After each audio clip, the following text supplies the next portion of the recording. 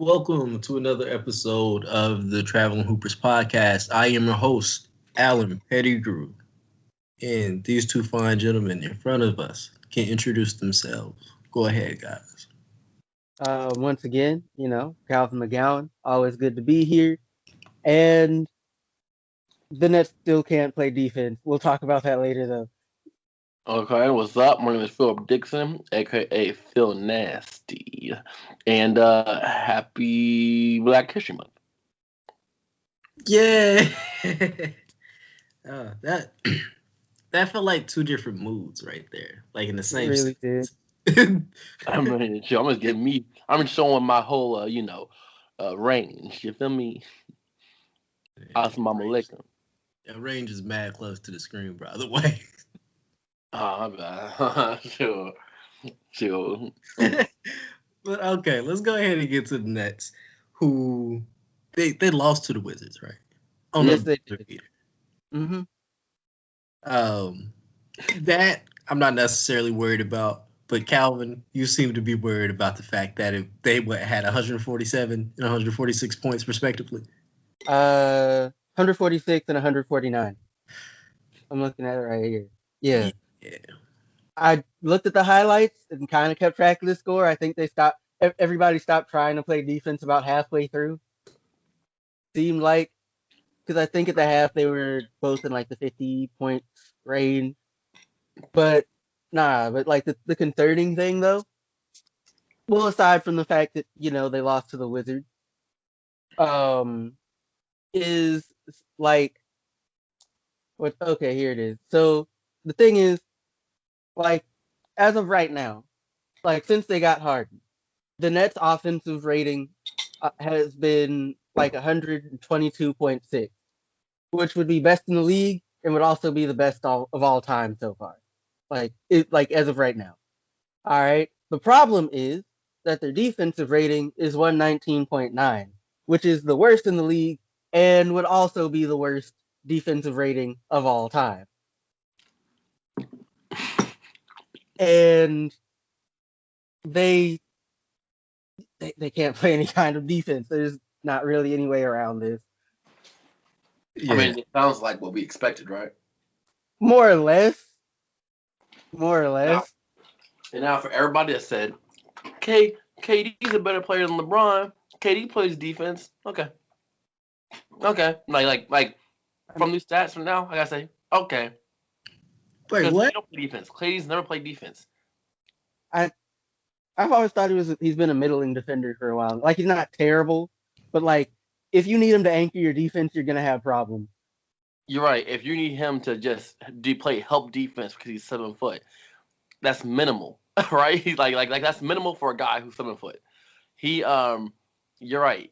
He is able to do those things because at the end of the day, he is the most mobile 7 foot person we will ever see, and he's still doing the minimum when it comes to playing defense, which is just playing help defense off the block, essentially. But none of these people play defense. He don't play defense. I need you to stop bashing KD, bro. He played solid one-on-one defense against Jason Tatum earlier this year. He tries. Tatum cooked them. I remember, right? They're supposed to cook each other. They're the most top scorers in the league. But KD is the greatest scorer we have ever seen, being people in their mid-20s. We never saw Jordan or we never saw Kareem. He is the greatest scorer we have ever laid our eyes on, who actually has played to where we can watch. But to go along with that, he's just not the best overall player of basketball. He never has been, but people get misconstrued because they're so offensively dominated, and they go, but LeBron's a two-way player. LeBron's a basketball player. He's just playing basketball. He plays defense and offense. Kevin Durant plays one side of the ball. Extremely, extremely all-time well, while on the other side, he's extremely average. Always has been average. And so when you're an all-time great scorer, when you're just average on defense, people are going to find excuses for you to boost you up so you can be like an all-time great player because, you're somebody's favorite player out there that they want to boost you up. At the end of the day, his defense, just along with his defense getting exposed in a situation. Kyrie's defense isn't getting exposed because we already knew he didn't play defense, and no one wanted to pretend like he did. James Harden, people make fun of his defense and have for years, so no one's trying to finesse that situation either. But Kevin Durant, people will try to finesse that he played defense, and now it's just getting exposed that no, that's not true. So And it is what it is, and I don't want to hear no one blaming this on the Achilles. I want to say a couple of things. One, you're right. Like, he's a mid defender, and I think we can all be like, yeah, that's fair. But like, that's not the same as saying like he doesn't play it. Just that like he's mediocre at it. Like he's a dude that's there. He tries, but like you're not gonna put him on like the best player on another team. You're just not. It's just not gonna work. Also, the thing with Harden, part of because like I remember years ago looking at it, it's just like it's not. I like a lot. I think it's not so much that he can't play defense. He just doesn't. Like, he doesn't try on defense, and he has not tried in years. Certainly not on any kind of consistent basis. If you don't try and play defense, in my mind, you can't play defense. Like, no, that's fair. Like the result's the same. Yeah, if I can't see you, if you haven't tried to play defense, then I can't see you trying to play defense. So I don't know if you'll play defense or not. Then you might as well not be playing good defense. It's like, you know what I mean? Like, you might as well not play defense. Like the result's the same, but like I feel like with a lot of things, I feel like context matters. Like, it matters. Like, why is his defense so bad? He just doesn't play and he doesn't try. It's not like it's not like he's terrible, but he never gives any effort. But and Kyrie is Kyrie. We know what's up with it. Well, actually, no, we don't know what's up with him, but we know his basketball stuff. Yeah, you're right. We don't know though, that man. That man is he's the reason why I don't think they can win a championship. Oh, question though, as I'm thinking about it, because like I've seen a lot of talk about. Of course, they have like roster spots, and I think they got a disabled player exception because Dinwiddie's out for the season or whatever, and like everybody knows, like they need to shore up their defense, and as we've stated, they have to because it's historically bad. Why? Like, I keep seeing things talking about like the Cavs potentially buying out like Andre Drummond, or like the Nets in talks to try and get like I think Drummond or McGee from the Cavs. But like, correct me if I'm wrong. The Cavs are like they're are they still in the playoff picture? Because I thought they were at one point. Like, at least off the backs of wins against the Nets. But yeah. I know it's a basketball podcast, and I should like know this kind of answer, but I don't. And the only reason I don't know the answer to this is because I truly don't care about the Cavs. Like, even if they could be number 3 in the NBA, and I wouldn't know the answer because I don't keep up with them at all, just because they're from Cleveland and Cleveland's boring. Their football team's name's the Browns. The Cavs are 7th in the East right now. Yeah, they're tied for 7th. Like, who wants to go on vacation to Cleveland? Like, that is the greatest post-game interview of all time. And, like, it's the truest post-game interview of all time because I just don't keep up with the Cavaliers whatsoever. And it's, like, I want to because Colin Sexton's, like, a really fun guy to keep up with.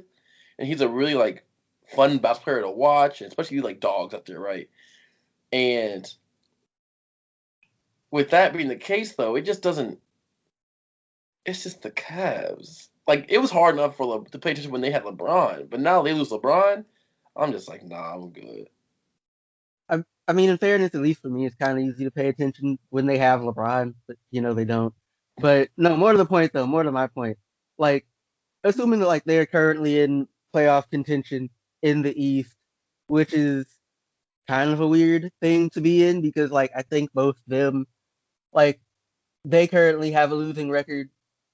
The Hornets currently have a losing record, but they're like currently in the 7th and 8th spots for the playoffs in the East. But like, assuming that they're in playoff contention, like, why would they want to? Why would they feel compelled to move Drummond or McGee? If you got Drummond and McGee, you can really get rid of one of them. because like you get all of your offensive production you get all your stats, like your big stats from Andre Drummond, but you really get your defensive impact probably from JaVale McGee. So do we want to worry about the story that we can definitely recruit because our wings and guards are pretty solid, and try to actually, what do the Nets have to offer? I'm confused by this trade. Even That's also I something. don't know what they have. Because I want to say like you can get like a fair trade of like a big man, but the last time I checked, like they running dudes that are like 6'8" at center. So like I don't know what exactly is. I don't know how it's going to benefit the Cavs.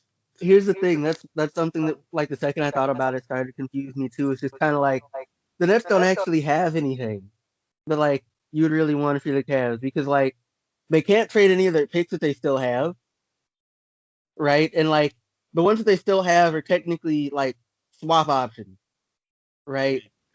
So like they basically mortgage their entire future, and like there aren't any players for real that you would want that you could reasonably expect to get. And like assuming hypothetically you had interest in Dinwiddie, the issue with like that, aside from the fact that you can't get anything alongside of him worth much, is that like he's a point guard and like you already have two of them and they're actually pretty good. But like people like I've seen like, and this is internet people I think just talking mostly, saying that like the Cavs might buy out Drummond or like waive him or whatever. But like I still don't understand why they would do that though. I don't think wherever Drummond has gone, it doesn't exactly seem like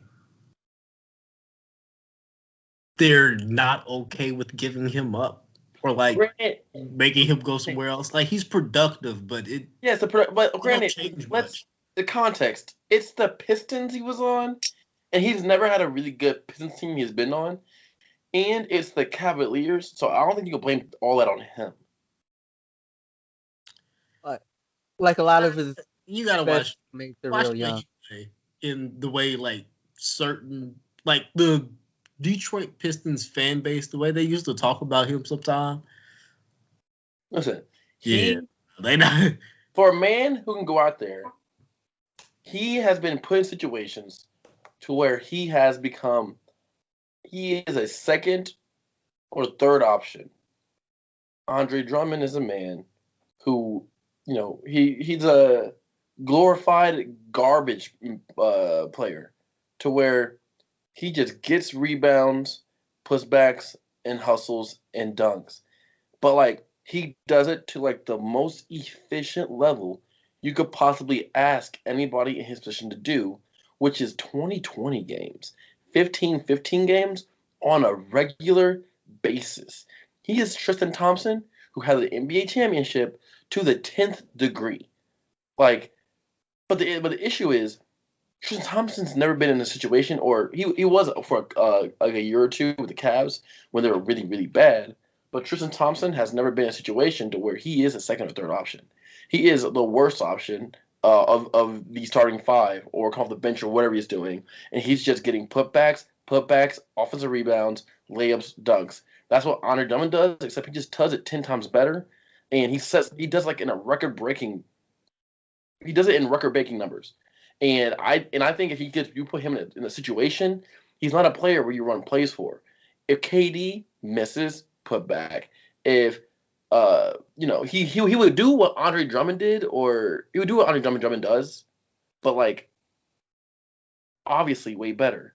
But he just never in a good situation because he was always drafted in horrible situations and got traded from a bad situation to arguably the worst situation, being in Cleveland. I'm gonna make the argument here that like being in Cleveland at this point is demonstrably better than being in Detroit. Yeah, because Detroit's in limbo and Cleveland is someone going up. But when he first got to Cleveland last year, last year, that was another good. Like Cleveland was awful last year. You mean like 3 months ago? No, he was 3 months ago. Like He got traded the last season. last year. He got traded last year, Yes. 3 months ago. The season ended like 3 months ago. He got traded pre-bubble. Okay. Regardless, in like February, right? Pre-bubble, yes. And that was like a month. Do you know February was a year ago? Because it's February now. I'm talking about this in terms of the season. He was only with them for like a month. That means they were ascending then. They didn't just randomly get decent. what I will say, as far as just throwing stats out there, he's currently averaging 18.5 points and 15 rebounds a game. What? That's not. Those are incredible numbers. Mm-hmm. If this was, those are incredible numbers. If this was 2000, or if this was 1995, 1990 through 2010, he'd be an all-star. Yeah, but it's not. I mean, he should probably be an all-star anyway, but those are great numbers. It's just that people are too used to like people who get those kind of numbers and are rewarded, or people who get those kind of numbers and get the numbers he gets and the way he gets those numbers, they aren't going to get rewarded in today's NBA. Point blank, period. Because a person who's averaging 19 and 15, you should hear about. Like, you should hear about them. But that style of basketball in modern basketball is not rewarded at all. So you can make a strong argument that he should still be an all-star. But he won't be an all-star because of how the NBA is presented and how it's played in 2021. But those are all-star numbers of any decade. That's true, but I'm going to tell you why he will not be an all-star based off what you said earlier. Let me hear it. He is a very good version of Tristan Thompson. Do we really want that on our NBA ballots? Arguably, I'm here for the production, but there were more players that you would rather see. Like even in the East, if we just do like a ballot for big man, he's probably going to be like left off. He's probably going to be like 4 or 5. That's fair. Hold on. At least all-star. Like all NBA though, probably should be on one of those. All NBA? If you can't get on all-star, how you gonna get all NBA? That's everybody. Okay, so this year, right now, Tristan Thompson is averaging, in 16 games, he's averaging 5.9 points. And I think it's at 8 point. What TRB is rebounds, right? Yeah, total rebound. Okay. 8.4. So arguably, saying that he's a very good Tristan Thompson is underselling it. Like, he is a version of Tristan Thompson, but like incredibly better. And arguably in today's NBA, the best version of Tristan Thompson you could get. Tristan Thompson that got paid. Like he is the best version of that you could possibly get. Andre Drummond's still shooting threes. What's his free throw percentage? That's a real question. Oh, his efficiency is trash, if that's what either of y'all are trying to get at. What's his free throw percentage? Because I know it used to be atrocious. Now it's like decently better. Let me see. After 10 years of shooting professional free throws, he finally figured it out. Listen, we still know plenty of people that can't. So he's shooting right around 60% from the free throw line. That's fine for a center. Yeah. For a center who's going to give you 15 or 19 and 15, 60%, that's fine. Because it used to be like 20, if I remember right. It used to be abysmal. So, like, it's fine now. Let's talk about the other efficiencies. Let's not, at the end of the day, let's just not disrespect this man. I'm not trying to disrespect this man, but I do feel like his production is based off his situations. Like, you're saying he would be more fit, like in a better fit in a Tristan Thompson role. And we have seen with him being the second or third option, it's not very fruitful. You don't run plays for him. Teams have ran plays for him, and they don't win. But his style of play is you don't run plays for him. But the issue is he's been on teams where you have to run plays for him because they are so trash. Yeah, bro. Go ahead and move him back to 12 and 10 so we can clap for those numbers. Because that's what I would rather see, 12 and 10. And I don't think he's a defensive force. So it's not really interesting for them to kind of make this trade either. Listen. Because that's what we need, right? They can rebound, but that's about it. All championship teams have that dirty guy, the guy who does a lot and gets like you don't have to run a play for, all that kind of stuff. The Nets don't have those players. They have if the players they do have like that are guards. Their big men are not like that. Except they are, and if they are like that, like DeAndre or like DeAndre Jordan, big man. Oh, the big man they have like that. They have a couple forwards. He'll give you 2 points and 2 assists and two rebounds, and foul out. You know what I mean? He's never mind. He's really bad. Calvin Drummond doesn't have a fouling issue anymore, does he? Because I remember that was kind of like an issue early on. Don't look like it. He's averaging about 3 fouls a game now. Okay, cool. Yeah, Alan. Hey, I'm just poking holes. I don't got a lot of 1.6 steals and 1.4 blocks. I feel compelled to throw that in there. I'm not sure why. Because he is good. Look, it's an upgrade from nothing. So, excuse me. You say 19 and 15's an upgrade from nothing? Oh, it is. Everything's an upgrade from nothing. You're underselling you're underselling this man's value, Alan. I don't think that's the point in this case, though. It's just to say that if we're saying the Nets want him, that it's like they can't get him. Like realistically, there's no situation. Like if I'm the Cavs, I'm not about to waive him. If anything, I'm gonna try and trade him, right, for assets. But we're in playoff contention, and yeah, we're under 500, but we're still in the playoffs with a young team. It's all upside. Maybe they could trade Steve Nash. They already got like 2 former head coaches on the roster. Why not try to see what you can get for Nash? I think Nash is worth Andre Drummond, right? In fairness, I don't think you're gonna get much for like Coach Steve Nash at the moment. I think you can get Andre Drummond. I think you can get Andre Drummond. But what about? But hold on, wait. Do they have to match salaries when you trade a coach? I don't know. Forget it. It's a hypothetical, bro. I'm not here for answers. I'm here for questions. But speaking of other things that we would like to see more. See how I just made that transition up out of nowhere? We weren't talking about that at all. But things that we do want to see more often are rivalry games. And I do not know how this Nets-Wizards game wasn't nationally televised. I feel like every time a superstar couple splits up, whenever they come back together, that should be a nationally televised game. Because there's no way you get moments where Westbrook is trying as hard as he can versus KD having this magical season after Achilles. And that's not a storyline that everybody wants to see.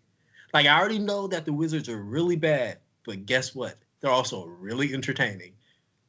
Was it 145 to 149? Like, I would like 146, 149 Wizards. Yeah. I don't understand why you wouldn't want to see that. Every time the Nets play the Lakers, put that on TV. Like, I have no idea why it wasn't. Cause I'm like, let me check the score or whatever. They're like, let's see what the Nets are up to. Look, and you look at the score, and it's like 140, and it's like 146, 149. And then I'm like, okay, was it overtime? No. Okay. Also, apparently, this was the first game Westbrook felt good. Okay. I think I saw something about you talked later. This is the first game where he felt healthy. But okay. This is stupid. He put up, the first game he felt good, but is it the first game he did good, so he felt healthy? You can finish however you want. I'm not here to fly into that man's mind. I don't care like that. But he put up 41 points, 10 rebounds, 8 assists. Beal put up 37 points. Mo Wagner put up 17. that was kind of random. Ish Smith put up 13. For the Nets, Durant put up 37 points. Joe Harris put up 30 points. Kyrie Irving put up 26 points. I have no idea where Harden was. Jeff Green put up 23. Like there was a clear lack of defense here. Defense is overrated. I mean, you can say that, but like some defense would have helped the Nets. It would have helped the Nets. But I also just want to see KD go for like 35 a game, which is way more entertaining than seeing him try to lock up right now. That's fair.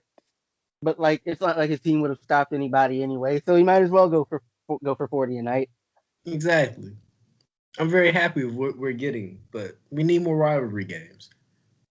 Like, I know that's not what the league is built on anymore, but these superstars now have rivalries with each other, whether they want to admit it or not. I know KD and Westbrook have probably already squashed whatever little beef they had, but it's still real to me, damn it. They should have televised it though. I mean, not Exactly. nationally televised it, rather. Like that, because I would have gone. Because after I saw that score, I would have gone back and watched that game. I'm like, I need to see how this happened. Exactly.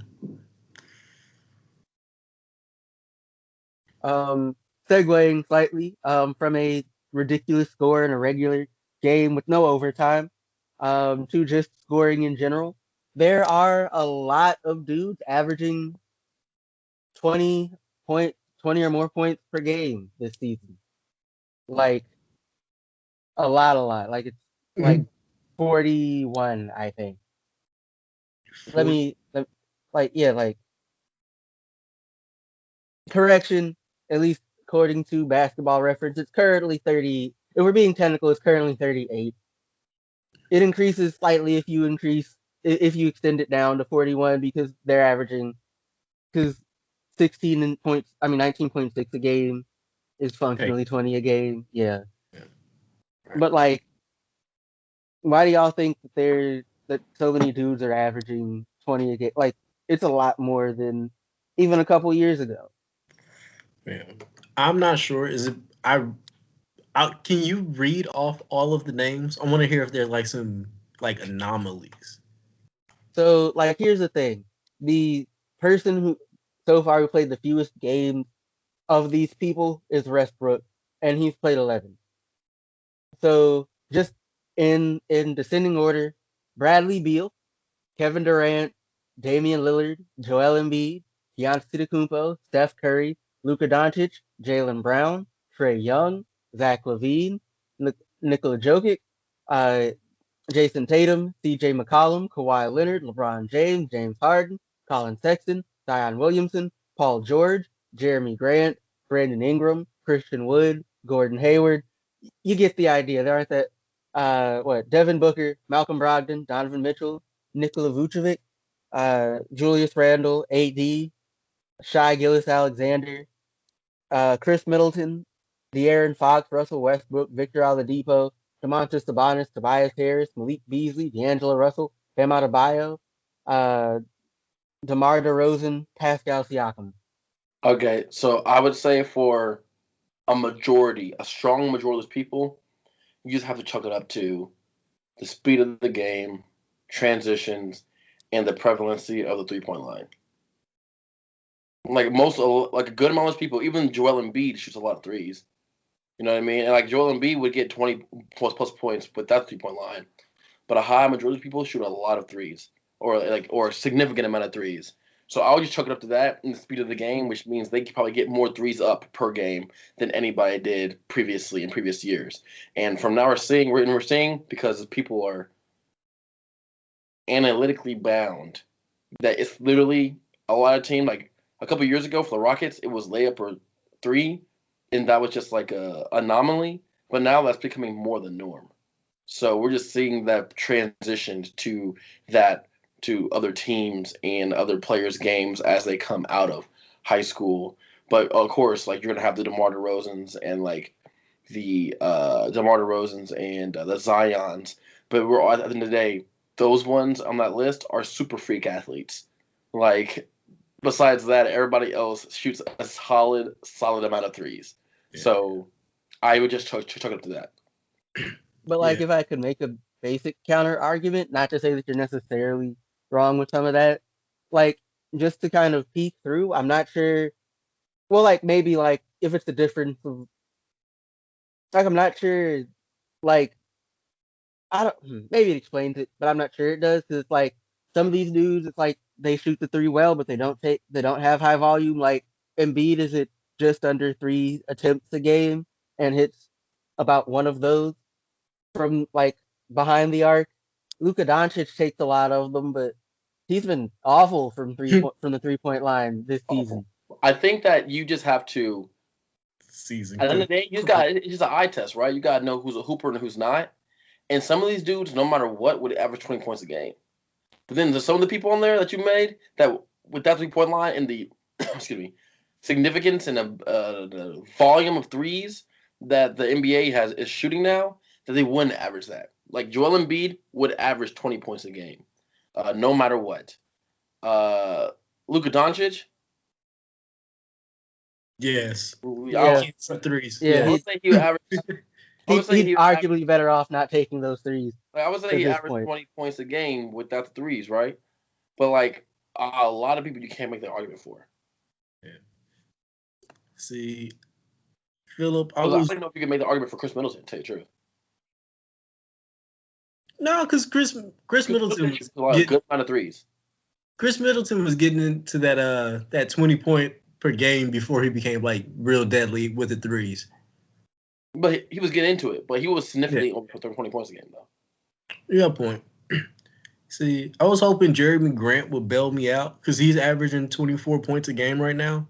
But he's shooting really well from deep. Right, and I was like, I know my man's is out here shooting 32% from three. He was like, no, 40. Don't disrespect me.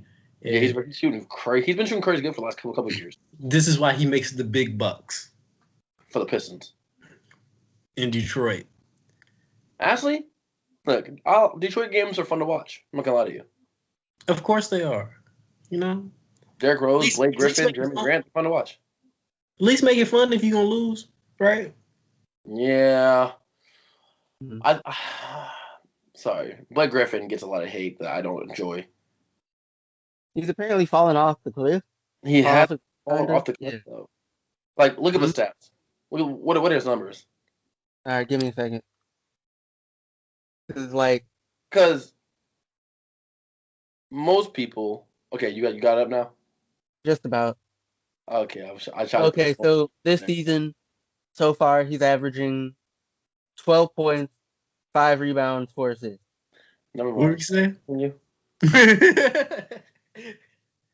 I mean, I have nothing. I got nothing. I was hoping the stats were gonna back up my point, but I got nothing. Hey, this man had a lot of faith in Blake Griffin. That's funny. I did. Hey, I do got faith in the game this season, though. It's only been 16 games. He good. Comeback time. Has he had a lot of injuries this year? Not just over his career. Yes. That might be why he's running into this issue now. But that's why he changed his game so drastically to where he is less athletic to just post moves and stuff now. And 3-point step back threes and all kind of stuff. Because last year his numbers were fine. It's only been fine every single year, or more than fine, obviously, better than average by far. And this year I just didn't realize that he apparently slipped and fell and broke his hip off a cliff. Because that 12 per game is nuts. When did Blake Griffin come into the league? 2009. 11 years. But he came in in 2009, but he got hurt, so he didn't actually start playing in the league till 2010. Yeah, he had that foot injury. Yeah, 10 years of being one of the best forwards in the league. That's pretty damn good career. 10 years is a good run. Yeah. If he does not make the Hall of Fame, he is going to be one of those people that will be in my as long as I am a part of basketball, these are the people's stories I'm going to tell. Yeah, Blake Griffin is a legend. Yeah. In terms of like athleticism, he a legend. Yeah. He Oklahoma legend. Went to Oklahoma high school, OU, like he a legend in Oklahoma. How many legends are all Oklahoma? That's like saying Monte Ellis is a Mississippi legend. It's true, but how many legends Mississippi got? Like it's true, he an Oklahoma legend, but how many legends Oklahoma got? I feel like that's a question for somebody who is in Oklahoma, because for you to you almost have to be a national star for other people to know from your state, or like it has to be like a neighboring state. Like we You're would right. know Kansas, like some stars from Kansas, but we ain't gonna know nobody from Idaho. I don't know no stars from Idaho. I'm tripping. You're right, because you got a lot of Kansas City, like a lot of Kansas City or Kansas legends, Missouri legends that if you weren't from here, you wouldn't know. Yeah, Anthony Peeler. He played for the Lakers. People do know him. He's the wrong one. Grant, fun fact: my cousin. Really? My grandma on my dad's side's maiden name is Peter Peeler. That's crazy. Yeah, we famous out here. There's a video of. I ain't gonna do it. Oh, you really went into that and just backtracked on us like that? Okay, now I definitely don't want to hear about it. I think it's gonna like degrade me or something. We're ignorant. No, it's not against you, bro. It's against Peeler, man. Ain't gonna do your mans like that. All I know is man was on NBA Jam, the original one on Super Nintendo, so he made it. Oh yeah. I think, but like that is a very true thing. You know what I mean? You know, we got the rushes here, and I'm sure in Memphis, Calvin, you got some bum on the street. Nothing immediately comes to mind because just like I feel like most of the Penny Hardaway, Memphis, like Penny Hardaway. I want to think Deuce. Zach Young played for Mitchell back in the day. Like they're dudes, but it's just like maybe just because I just kind of keep to myself, I can't think of too many off the top of my head. as a man who went to who used to play college basketball against like schools in Memphis like that, used to travel through Memphis. I feel like most y'all legends ended up on like, you know, A1 mixtape or like Ball Up. That wouldn't surprise me. That wouldn't surprise me.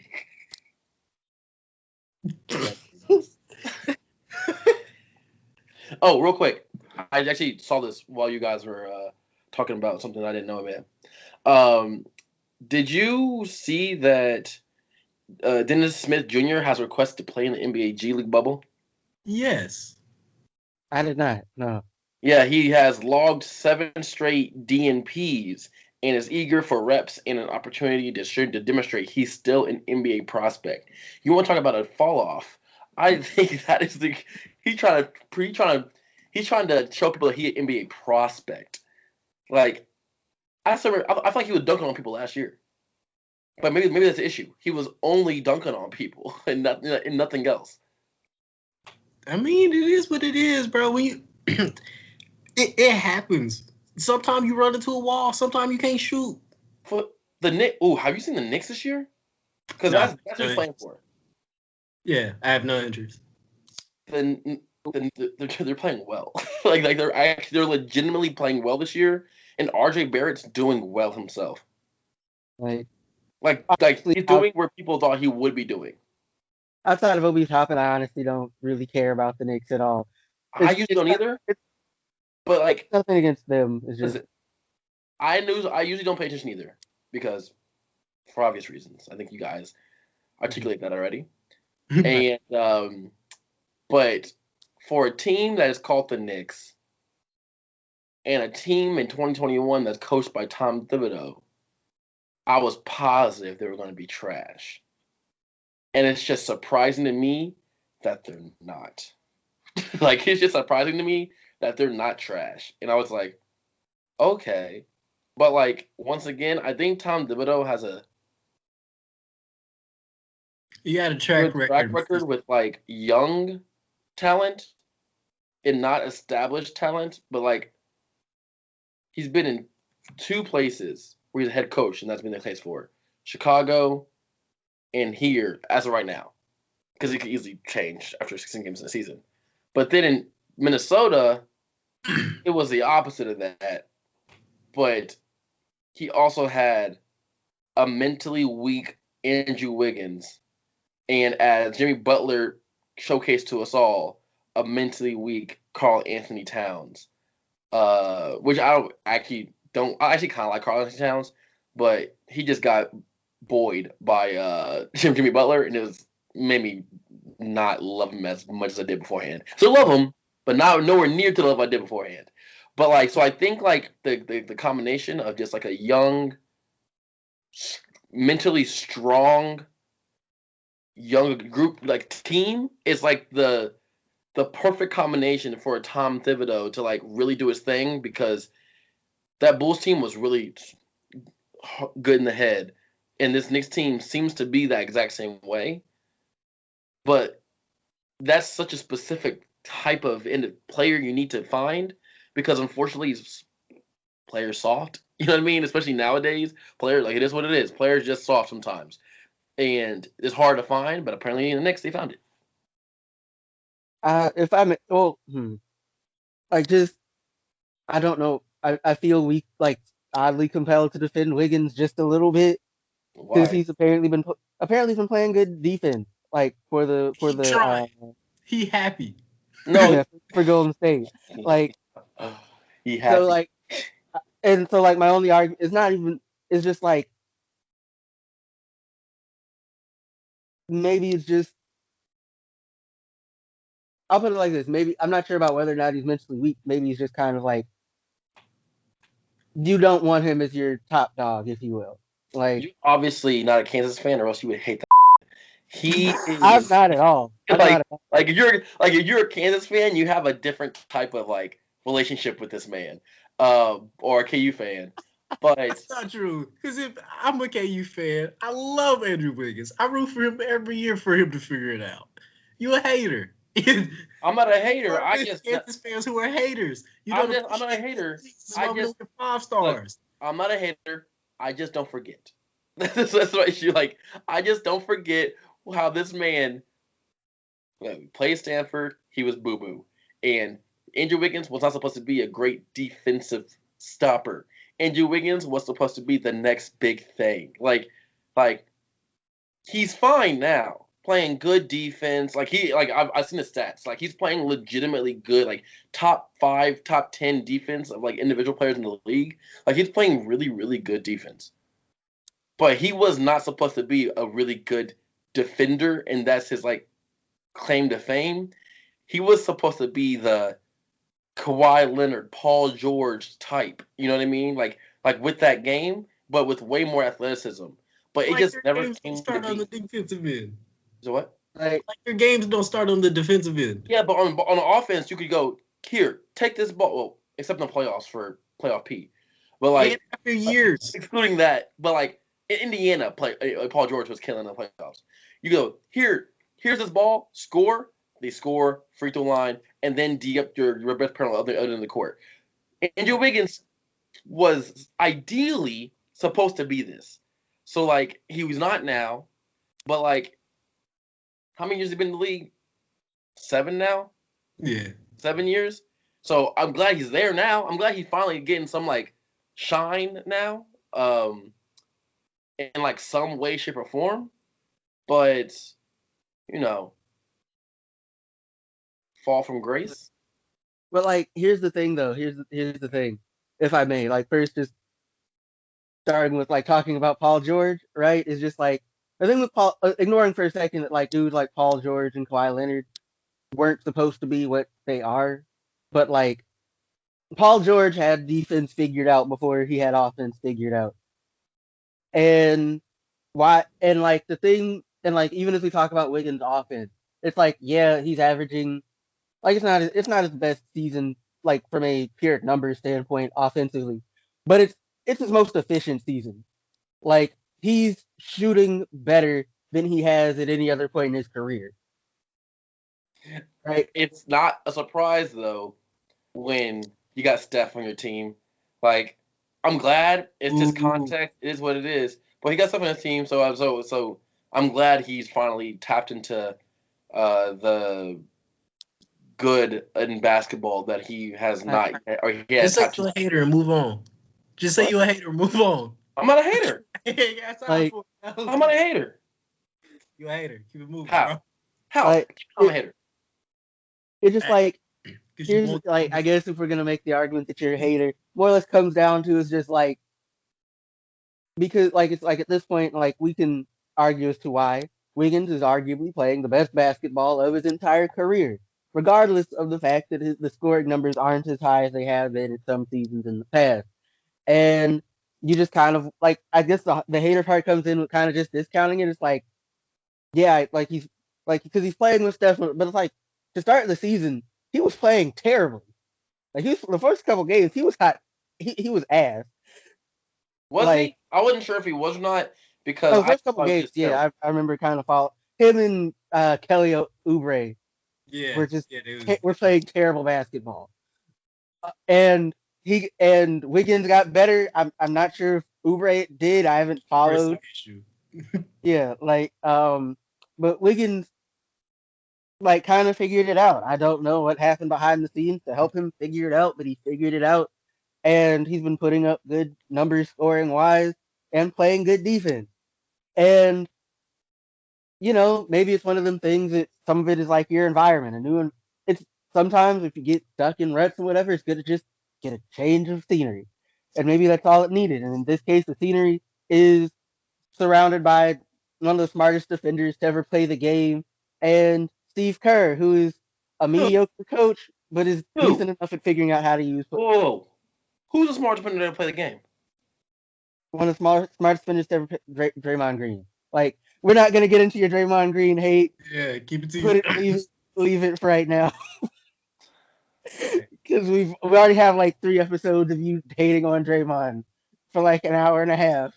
Hey, come down this rabbit hole with me. What if Andrew Wiggins wasn't really scared of Jimmy Butler, but he is scared of Draymond Green? And Draymond Green has yelled at that man enough in practice for the last month and a half. Hey, Andrew Wiggins decided to give a shit because he know he can't beat that man up. He had a chance with it. He got a chance with Jimmy Butler. They in the same weight class, but you're not gonna beat Draymond Green up. You ain't gonna do it. Fairness, I don't think you get Jimmy either, but I see your point. You can try with Jimmy. You can have some faith in yourself with Jimmy. Like, I feel like Draymond would actually make, like, listening to him talk, he'd probably make a decent coach. Because, like, he kind of coaches Wiseman. Yeah. Right? Like, yeah, you should be doing this, or whatever. Like, he'll talk through stuff with Wiseman. He might just, like, you're right, he might just have to yell at Wiggins. Like, just give him a look. Like, yeah, like, I shouldn't even have to tell you this. You've been in the league long enough. I am going to stay silent on this one. Because I'm going to just continue on and on and on because of previously mentioned things. So, okay. This is... That's officially the wildest thing you've ever said. As strange as that is. Like, it just kind of goes against type. I respect it a lot, and I appreciate it. But, like... Your statement just now made me so sick, Alan. I really, like this hypothetical made me so sick that I just can't. I'm refusing to acknowledge it. So there you go. Okay, that's completely fine. I'll take it. But like the point remains, though, he's played regardless of why he's played good basketball. Since Golden State passed the first couple of games, he's played good basketball. They've collectively played a lot better than they did at the start of the season when it looked like a hot dumpster fire and Wiseman was going to get Rookie of the Year. But, they're playing good now. And like a good Golden State team, Wiseman's not Rookie of the Year. He's just not. There's no good reason for it. Yeah. So, Andrew Wiggins for most improved. hasn't Jaylen Brown been playing amazing though? Jaylen Brown, Jaylen Brown is a problem. But Jaylen Brown actually turned like last year before, or something like that. He turned into one of my favorite players in the league. Hey, have y'all at the beginning of the season they were talking about the who not kind of like who is better, but who is 1A, 1B when it's Jason Tatum and Jaylen Brown. At the beginning of the year, it did not make any type of sense why you would rather have the offense run through Jaylen Brown than Jason Tatum. Yeah, Jason Tatum. Ooh, the Jays, they kill him. And I was like, he's a better passer. He moves better with the ball. Talking about Tatum here. And then I watched Brown play against, I think it was the Sixers last week. And no, he can pretty much do everything that Jason Tatum can do and is like a really good off-ball scorer in catch and shoot three-pointer and also plays like solid defense. Is that like one of the best wing? I know we got other wing tandems, especially like out west, but is that like not one of the like top 3 wing tandems? No, it definitely is. And that's odd. It definitely is. Them, CJ, Dame, and tandems. Well, if we're saying wing tandems, though, I don't think CJ and Dame would count. Wouldn't they be guard? Like, because Dame is a point. Okay, so what? Them, Kawhi, Paul George, Mm-hmm. and it almost has to be them two, right? Like they are a cream above the crop, right? Yeah, pretty much. Yeah, that makes sense to me. I mean, no one else jumps to the head right now when it comes to wing tandems. Yeah. No. It just helps that Jason Tatum's 6'10", so. Allegedly. I mean, he's still growing.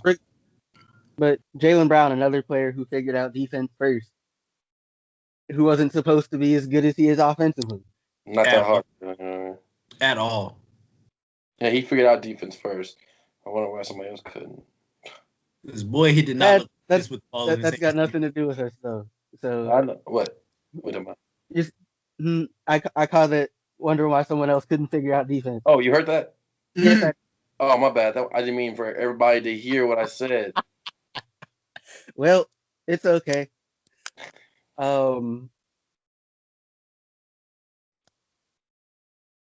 But let's see who else. I know the Jazz have been playing good basketball. Conley's been playing well this season. Let's see what other players are noteworthy. We've all seen that little video they would talk about Michael Porter Jr. And how do y'all feel about Porter Jr. this season? Let's go there.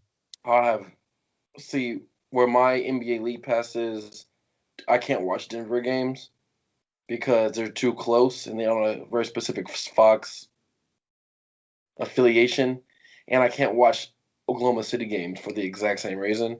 Right. So I've never seen a Denver game this year that was on nationally televised. So I can't say anything. Like, it sucks. I've tried, but I can't watch them unless they're on ESPN or TNT. Damn. And I'm pretty much in the same boat. Like, all I know is because I watched the Dallas game, Michael Porter Jr. dropped 30, and he can really shoot. I think we all knew that coming in. He can really shoot. He can really score. And he's 6'10". And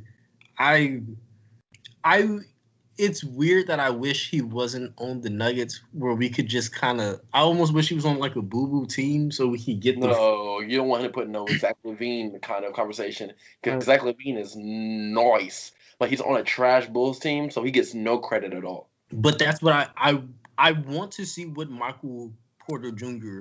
looks like. He could pull like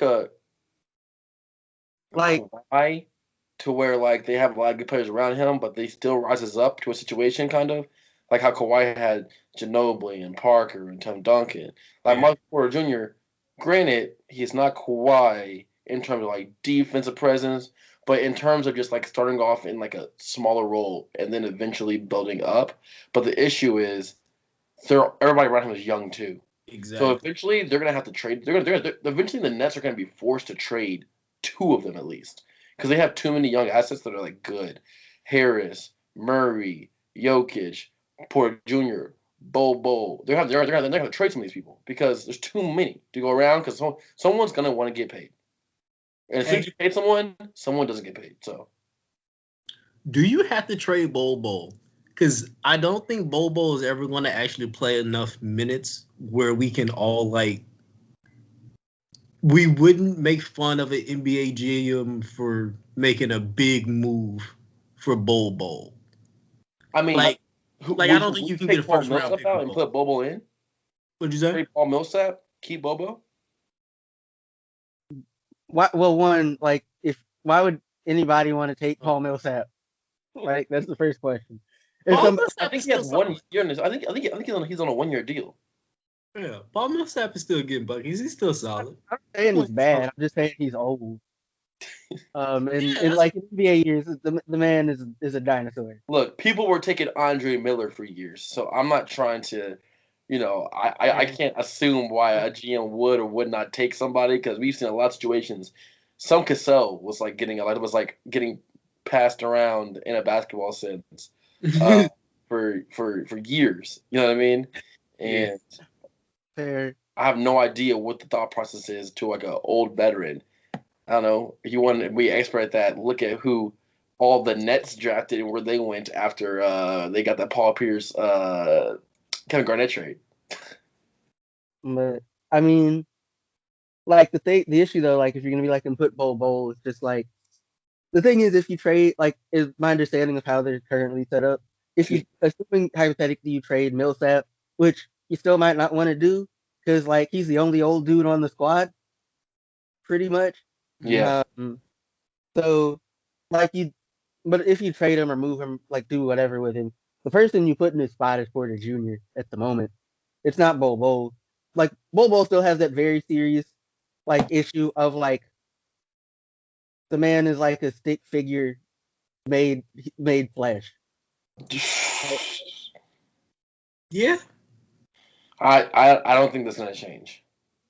Yeah, it's not. It's probably not, but like you still want to like he should still try and put on some amount of muscle. He might not ever get a whole lot. Oh, he definitely has though. Was a weird thing about it.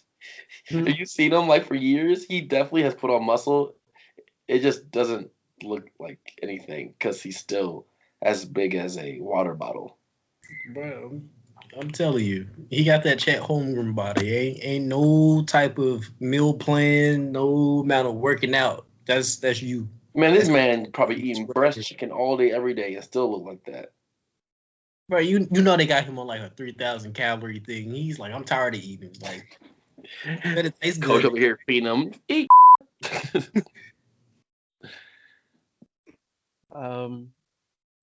But like something I've seen is like if we're gonna talk about like potential issues down the road as far as like the team makeup or whatever, is like I think it's fairly safe to say that Porter Jr. has the biggest ego on the squad.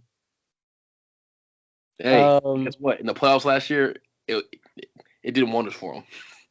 Well, I mean, no, I'm not saying like. Here's the thing: like, I respect the confidence. You need the confidence to be successful in the league. But I feel like where it would come to issues is like at the moment, I guess he already feels like he should get more touches and I guess more play calls and whatever. Never mind the fact that you don't really need to give like he's kind of like KD in that you don't really need to give him play calls in order for him to be able to get his. And if that's the case, like of course you're gonna like try and get other dudes going a little more. And if you're like his coach, you're gonna try and get him to work on other parts of his game. Because like you're already a wonderful scorer, but like we need you to make better decisions, and we need you to like play good defense. And my understanding is he's playing a lot better defense this year. Like I could be wrong, but that's my understanding. Like making like more completeness and whatever. And I feel like while it's just kind of frustration now, it might become more of an issue later. In fairness, later, like the thing is, if I'm this coach, while I might not call his number during the regular season, his number's probably getting called a bunch in the like postseason. Yeah. There's no other reason like offensively he's a matchup problem. Like for a lot of people. But I don't know. It's also one of them things. Like it'd probably be fun to coach the Nuggets because like you have options for what you can do.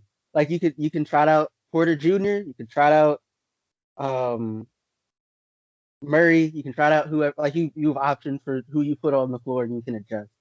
Slightly less so because Jeremy Grant decided he wanted to be a bigger part of an offense and dipped to the Pistons for the same amount of money, which I'm going to pretend makes sense. If for another reason, like he probably could ask for more and should have, but it is what it is. That man thought he was gonna be an all-star over in the East. He is. I mean, if the ratings, He's not gonna be an all-star in the East, bro. He could be. 22. When was the last time Blake Griffin made an all-star game? I do not think at this point in the NBA's world you are going to be an all-star in play for the Detroit Pistons. I think you almost have to put up absurd numbers for that to happen. if I might make a bit of an argument though, like with most, no, it's just like at this point because we just talked about how all the like we got so many dudes averaging 20 plus a game this season. Like the issue would be less so that he's playing for the Pistons, even though that's almost certainly not going to help. We're talking about being an all-star, but that like 20 points per game probably isn't special enough to get you on the all-star team because it's like there are a bunch of other dudes doing it, and there are dudes and there are dudes making who's scoring slightly less, but are putting up good numbers on like actual good teams in other ways. Um, I don't know. I want to do a Mike Conley plug here. Like he's probably not going to be an all star, but I hope so. Like just vote for him. Why not? Shit, he's had more deserving seasons where he didn't get it. So No, you don't get the brain check. Who you think you is, Kobe? Mike Conley, never been an all-star. Nope. Okay, never mind. He should get one all-star. It's not gonna be this year. That honestly He is like should get one of the one. biggest He should chances. get an honorary. I just like it, but like He gets like Dwayne Wade of last year. it, like yeah, just give him one because like just go ahead. Why not? And like his numbers aren't bad. It's not 20 points a game, but he's putting up solid numbers on a good Jazz team. They're one what they're one of the best teams in the West, like to this point. You're gonna get no arguments from me. I'll say that right now. I got arguments, but I'm also a hater today, so Also, it is what it is. But am I the only person who's not currently a hater, or am I just a hater for one team in particular? You're a hater on us because you always have these counter arguments for no matter what we say. It makes for a fun discussion. No, I'm joking. Kind of. But true, guys. I think we're about an hour into this. I think that is time to wrap up. Calvin, you got any future game of sports this week? I'd have to pull my calendar up, but I have a couple that I'm planning on looking at, and some that I have like just off in the future. Like I'm gonna watch a Drake game. Mm-hmm. Is like I think they're currently undefeated, and I are supposed to be pretty good. Yeah. I just want to throw in, because I mentioned to y'all before that I watched the Oklahoma Texas game, and I used the word interesting when I was describing it. If I could elaborate for a quick second. So the Texas didn't have Chaka Smart on the bench because he got COVID. Real quick. Mm-hmm. Since when did this man get hair? I was watching the game the other day, and they showed Chaka Smart. I'm like, this man got a little TWA. I was like, what's going on? I think he just decided to get hair around the time COVID hit. I literally couldn't tell it was him. I'm used to this bald man, and I'm like, this dude had a full head of hair and just wasn't growing it. I was like, oh, okay. I had a kid, but that's off to the point. But I just really caught me off guard the other day, actually. Oh yeah, he just suddenly decided to get a head full of hair. I understand, but So, like, they were without Shaka Smart on the bench because he got COVID. They were also missing, like, Texas was also missing a number of important players. I guess because of like COVID protocols or what have you. Um, but like, so why I say it's interesting is it was an interesting experience. Like if you like, I'm sure you've seen one of those games where it seemed like the refs were both kind of arbitrary and incredible. Okay, the refs were both kind of arbitrary and incredibly strict, if that makes sense. Like they didn't like you to they would call all kinds of contact, but like, and maybe I'm mixing this game up a little with the Lakers Sixers game, but like they both had a similar feel. Where like on one end they let you get mugged, and then they call it like a touch foul on the other end, or like an anticipation foul. Like Texas spent most of the game with like this because right before the half, a bunch of their team was in foul trouble. They spent most of the game with dudes with 3 or 4 fouls. And of course, at the end of the game, dudes started fouling out. Of course they did, because the refs were trash, and like the refing was kind of trash just generally. Like, if memory serves, like Oklahoma won in part because like the entire team for Texas was in foul trouble by the end of the game. But it was fun to watch, but also weirdly frustrating, if that makes sense. It's like I didn't quite get to see the players that I'd kind of hoped to see. Like Coleman was like their point guard. Matt Coleman was in foul trouble most of the game, and he fouled out on a foul that, like, in slow mo, didn't look like he touched the dude. And it's just, but it was a fun game. Same with Sixers Lakers, other than like the flagrant on LeBron, which it was deserved, I guess. Because like I'm trying to remember how it happened, but it was like Embiid went up, Oh, and Oh yeah. yeah, you say it was deserved. You should have got flagrant 2. You like should have got flagrant 2. Embiid went up unprotected, and he fully extended his arms to push Embiid off balance. Even if it wasn't intentional, the how they're calling flagrant 1s and flagrant 2s this year, that should have been a flagrant 2 foul, like 100%. And I he got a flagrant 1, but so for some of the fouls I've seen, the flagrant 2's been called, that by far exceeds the expectation of what they've been considering. And honestly, they're all weak. I don't think it should have been. I think it should have been a flagrant 1. The DeMarcus Cousin, when he hit LeBron in the face, but he like barely hit LeBron in the face, and LeBron just full body collapsed to the ground, and DeMarcus Cousins got kicked out of the game. That shouldn't have been that shouldn't hit that limit. But it's the way they're calling the game this year. So that full extension towards Joel Embiid should have been a flagrant 2. that's fair. But like it was also one of them games where it's just like the calling, like the refing, really at all levels, the refing has seemed weirdly inconsistent this year. Like you'll let dudes get mugged and then like call touch fouls, and sometimes you'll do that for the same team, and I don't know. I'm gonna end up being one of those guys. Man, take it back to the '90s where we could really swing on people. Like you'll be hearing people old heads talk about that. I'm just like, my thing is just like, if you're gonna like call it consistently, either call every little thing or like let them play just a little bit. But yeah, that's. I mean, I just don't like the rule now. Is like if you swing at the air, you get an automatic technical if you're mad. I think that's the stupidest thing of all time. Like I really do. Like if you're angry, you have to pretend to not be angry, even though you're getting paid millions of dollars.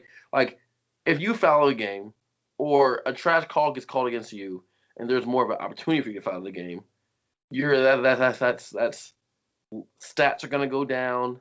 If stats go down, money can be lost in the future. And this goes from like superstars to like even like the everyday basic players, right? So the calling of the ref will hit your financial books, because at the end of the day, this is your job. And for them to expect you to not react after a trash call is obscene to me. And I think it's getting too far. It's going too far to an extent. Like, the refs, yes, they need control of the game to an extent, but they're not overseers. You know what I mean? Like they're just referees, and let the players react. I think, but like the way they've been doing it this year is kind of, it's just too much, and it's reflecting in DeMarcus Cousin already has like a crazy amount of technicals for how many uh, games have been played this year. If you look at some of the things he's been tossed out on, and some of the things he got technicals on, it's like, that's technical. Like that's technical. And also it goes into like his reputation, and I'm like, this man been out for an ACL tear or whatever it is, whatever. He's been injured for like 2 years straight, and he's still got a reputation with the referees. And it's just like, I don't know. I don't like the officiating at all this year. I guess that's like, to sum up the point. Like, it's inconsistent, like Calvin has said, and it's just been bad overall. Like, on that note, what I will say as far as like games for the week, tomorrow, Tennessee and Ole Miss. I'm watching it mostly because I want to see Tennessee. Ole Miss isn't anything to write home about. They're probably no, there are better games. I just wanted to see like what this Tennessee team looks like. Wednesday, Phoenix versus New Orleans, because I want to see Phoenix, and hopefully New Orleans has Williamson. Like, I'd like to see him play. He's only missed one game this year just because of exposure to COVID thing. That would be the one game I actually tried to watch with them, because I tried to watch one like a couple weeks ago, and yeah, he was out. It's just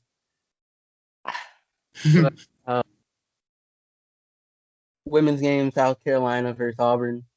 Again, see South Carolina. I don't really care about Auburn, though the SEC women's supposed to be pretty good. And on Saturday, Golden State versus the Mavericks, which will probably be fun if nothing else. All right. And for anybody out here for high school basketball, February 4th, ESPN is having like a full day of events. We got like Sunrise, Arizona Prep, so Ty Washington, Kennerly Chandler, Mount Vert, all their future NBA players as on there. Is going to be a good one on what, Thursday? 3 days from now, Thursday. Yeah. Mm-hmm. All right. Well, what'd you say, Cal? I'd have to catch some of that, and just for everybody, watch the Sunrise game, because Chandler is amazing.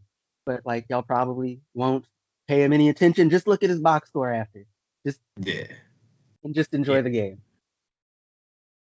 All right. Well, thank you for tuning in to another episode of the Traveling Hoopers podcast. I have been your host, Alan Pettigrew, and these fine gentlemen, go ahead and sit on out. Once again, Calvin Gowan. It's always a pleasure to be here. You can, of course, listen to us wherever you listen to your podcast. If you're joining us on YouTube, like, share, and subscribe. Leave something in the comments. And, go out, watch some basketball, enjoy it, and laugh at people's god-awful takes on the internet. Was it point to me as in like to go, or was it like, are my takes awful?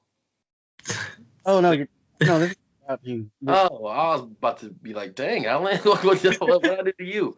Go Chiefs, go Chiefs, go Chiefs. I know this is a basketball podcast, but we gotta big up our hometown Chiefs. Calvin, you're not in this.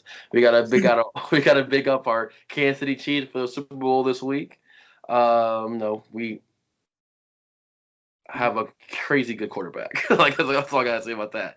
And Tyreek Hill is the truth, and Travis Kelce, he's like one of those like Eminem types. If you get it, you get it. But yeah, keep on listening. Hopefully you tell your friends, tell your family, tell everybody about the Traveling Hoopers podcast, because we are traveling into your homes as well as your hearts. I just like to throw out here, I'm not a Kansas Chiefs fan, but I am a Tom Brady hater. So Kansas Chiefs? I don't know. I've never heard of Kansas Chiefs. Kansas City. Kansas. Yeah. Whatever. Screw it. The Titans got knocked out a while ago anyway, and I don't really watch them for real. But yes, I'm a Tom Brady hater. That's all I'm trying to say. Okay. So Yes. yeah, Tom Brady wore a MAGA hat. Remember that. Y'all hate greatness. I just hate MAGA people. no, just Brady.